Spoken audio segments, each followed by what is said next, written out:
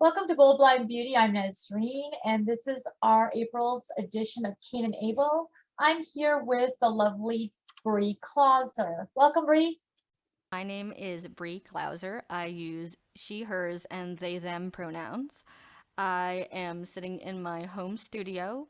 I am wearing a pair of black headphones. I have dark brown hair with bangs. I'm wearing a little bit of makeup, and I'm wearing a pinkish blouse with a striped gray and white blazer. Very springtime dressed right now, and I'm very happy to be here. Great to have you, Bree. Thanks for joining us here today. Bree, you are defined as low vision. Can you share your sight loss journey with us? Of course. So it's always funny when people ask me what my sight loss journey is. My journey is I was born, and that's it.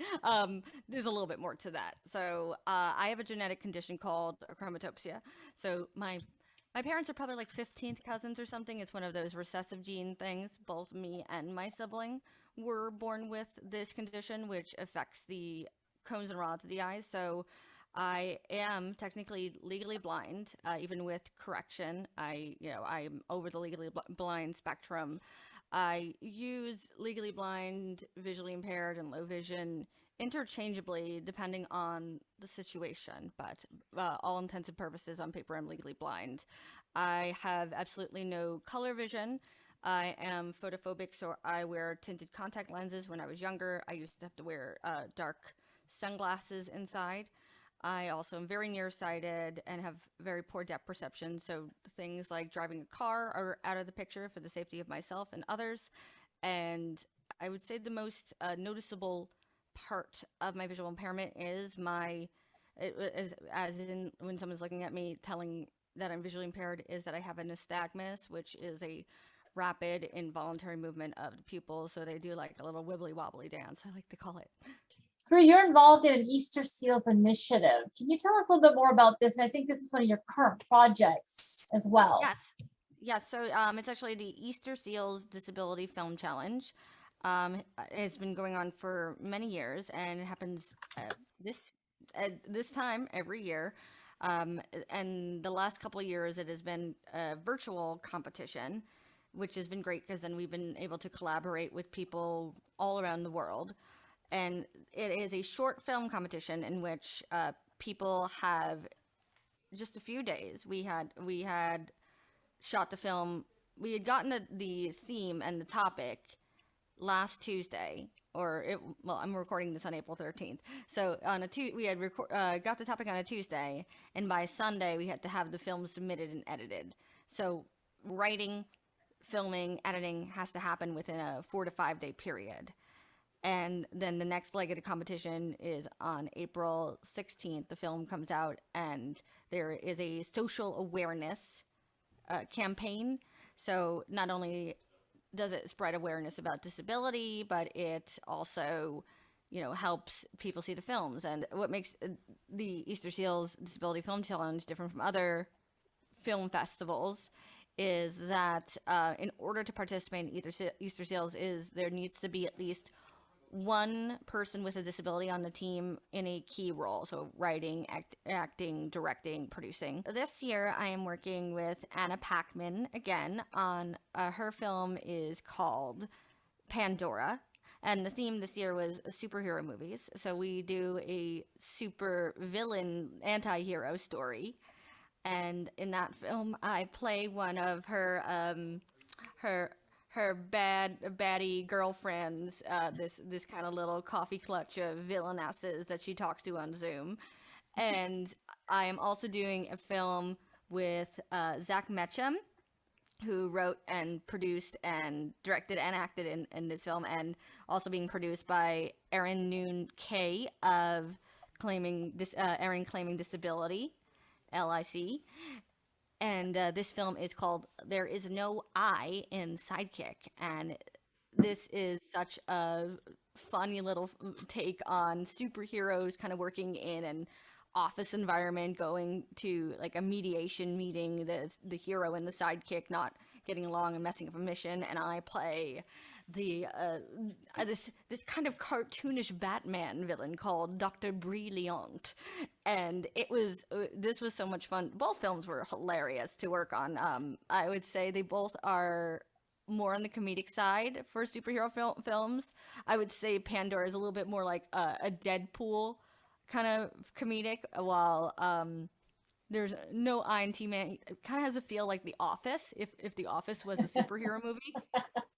But I really enjoyed working with both of these teams, and I'm really excited for everyone to see both of these films. For Anna's film, my character is a chimera, so we wanted her to be like part snake and part cat.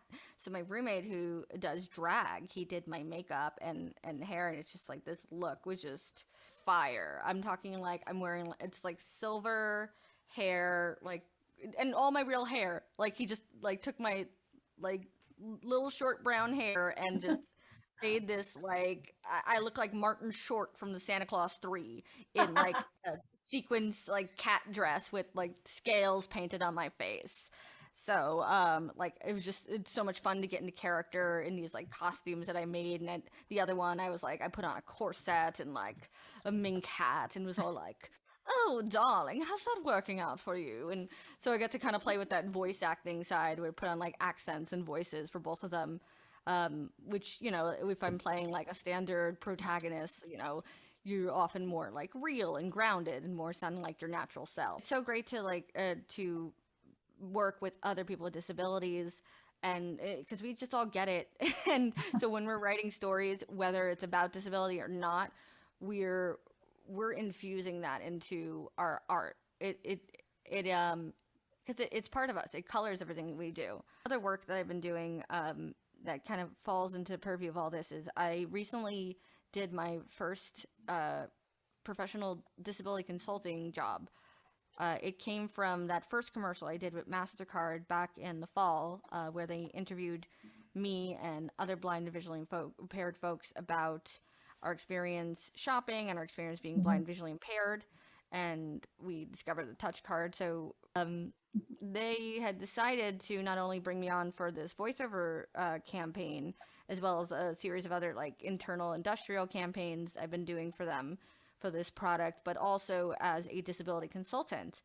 And basically, I would meet with them. I would look at a script that they wrote and kind of tell them, you know, what to do to make this more accurate or to make it more inclusive. Like when you have a line like, "Please close your eyes. This is how blind people are." Like no, you don't do that. Like if you're going to say, "Okay, please close your eyes," this will help you engage in your other senses like we do. Then it's like, yeah, that's closer. And you know, it's a very interesting world to be a part of. As a disability consultant, the perspective that you have to take is, okay, I'm offering this is my view as one visually impaired, low vision person, and like constantly reminding them that like this is just my view. This is also what I've heard from other friends in my community. This is how it is for us, or this how it often is. And also doing that and playing the balancing act of, okay, there is a corporate brand that wants maybe certain words, certain things, trying to find a compromise to get what they want and advocate for what you need for your community. And it was a really, really welcoming experience. I felt like I was really heard. I felt like most of my ideas were implemented, and the ideas that maybe weren't exactly like there was, I think we were able to in the end strike a balance. And I was also able to provide input for, you know, future campaigns and future advertisement. I gotta ask you, Bree, what's next for Bree? Well, as mentioned, the two films that I am in on Easterseals are out now on the interwebs. Please share, like, view, comment on these films. We're in the midst of the social awareness campaign right now, and so we have until the 25th to get as many views as possible. So if you look up Easterseals, disability awareness, all these hashtags, disabled and proud, please share and like at Easterseals Disability Film Challenge. You can follow me at on Instagram. I'm the most active, so it's Bree, BREE underscore KLAUSER underscore official.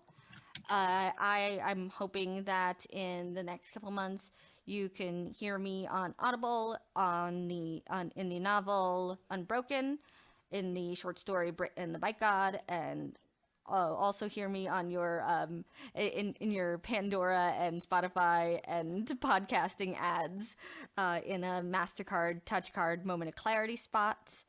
And yeah, follow me online, breeklauser.com.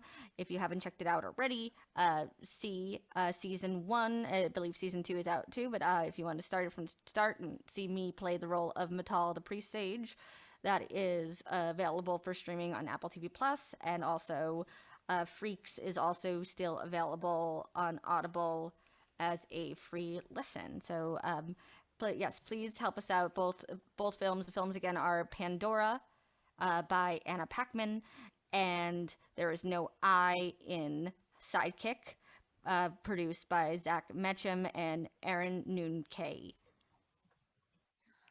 Thank you so much, Bree, for taking some time out and coming onto the Bold Blind Beauty platform and speaking to us today. Really enjoyed the conversation and learning more about you and your great work out there.